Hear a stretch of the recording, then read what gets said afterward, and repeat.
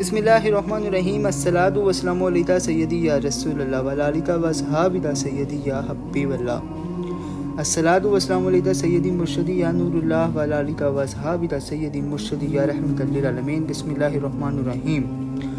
مولا کائنات شیر خدا اسد اللہ حضرت علی المرتضیٰ رضی اللہ عنہ مولا اپنے خطبے میں فرماتے ہیں اسے اللہ کی طرف سے مہلت ملی ہے، وہ غفلت شعاروں کے ساتھ تباہیوں میں گرتا ہے، بغیر سیدھی راہ اختیار کیے اور بغیر کسی ہادی اور رہبر کے ساتھ دیے صبح اور سویرے ہی گناہ کاروں کے ساتھ ہو لیتا ہے۔ اسی خطبے کا ایک جز یہ ہے کہ آخر کار جب اللہ ان کے گناہوں کا نتیجہ ان کے سامنے لائے گا اور غفلت کے پردوں سے انہیں نکال باہر کرے گا، تو پھر اس چیز کی طرف بڑھیں گے جسے پیٹھ دکھاتے تھے اور اس شے سے پیٹھ پھیرائیں گے جس کی طرف ان کا رخ رہتا تھا۔ انہوں نے اپنے مطلوبہ سر و سامان تو پا کر اور خواہشوں تو پورا کرتے کچھ بھی فائدہ حاصل نہ کیا۔ میں تمہیں اور خود اپنے کو اس مرحلے سے متنبہ کرتا ہوں، انسان تو چاہیے تو وہ اپنے نفس سے فائدہ اٹھائے، اس لیے کہ آنکھوں والا وہ ہے جو سنے تو غور کرے اور نظر اٹھائے تو حقیقتوں تو دیکھ لے اور عبرتوں سے فائدہ اٹھائے اور پھر واضح راستہ اختیار کرے، جس کے بعد درہوں میں گرنے اور شبہات میں بھٹک جانے سے بختار رہے اور حد سے بے راہ ہونے اور بعد میں رد و بدل کرنے اور سچائی میں خوف کھانے سے گمراہوں کی مدد کرتے زیان تار نہ بنے۔ اے سننے والو، اپنی سرمستیوں سے ہوش میں آؤ، غفلت سے آنکھیں کھولو، اس دنیا کی دوڑ دھوپ کو کم کرو اور جو باتیں نبی امی صلی اللہ علیہ وسلم کی زبان مبارک سے پہنچی ہیں ان میں اچھی طرح غور و فکر کرو کہ ان سے نہ کوئی چارہ ہے نہ کوئی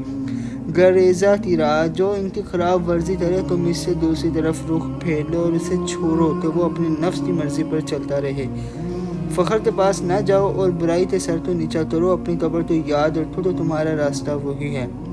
اور جیسا کرو گے ویسا پاؤ گے، جو بوؤ گے وہی کاٹو گے اور جو آج آگے بھیجو گے وہی کل پالو گے۔ آگے کے لیے کچھ تہیہ کرو اور اس دن کے لیے سر و سامان تیار رکھو۔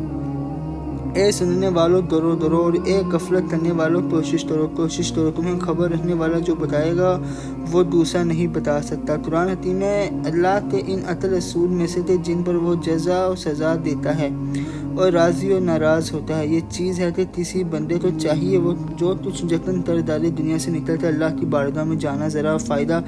نہیں پہنچا سکتا، جبکہ وہ ان خصلتوں میں سے کسی ایک خصلت سے توبہ کیے بغیر مر جائے۔ ایک یہ کہ فرائض عبادت میں کسی تو اس کا شریک ٹھہرایا ہو، یا کسی تو ہلاک کر کے اپنے غضب کو ٹھنڈا کیا ہو، یا دوسرے کے کیے پر عیب لگایا ہو، یا دین میں بدعتیں ڈال کر لوگوں سے اپنا مقصد پورا کیا ہو، یا لوگوں سے دوزخی چال چلتا ہو، یا دو زبانوں سے لوگوں سے گفتگو کرتا ہو۔ اس بات کو سمجھو اس لیے کہ ایک نظریے دوسرے نظریے کی دلیل ہوا کرتی ہے،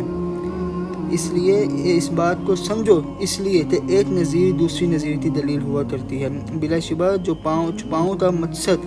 پیٹ بھرنا اور درندوں کا مقصد دوسروں پر حملہ آور ہونا اور عورتوں کا مقصد اس پست دنیا کو بنانا سنوارنا اور فتنے اٹھانا ہی ہوتا ہے۔ مومن وہ ہے جو تکبر اور غرور سے دور ہو، مومن وہ ہے جو خائف و ترسان ہو، مومن وہ ہے جو ہراساں ہو۔ میری دل سے دعا اللہ اپنے پیارے رسول کے سر ہم پر اپنا فضل اور اپنا کرم فرمائے۔ تاجدار ختم نبوت زندہ باد، پاکستان پائندہ باد۔ اللہ حافظ۔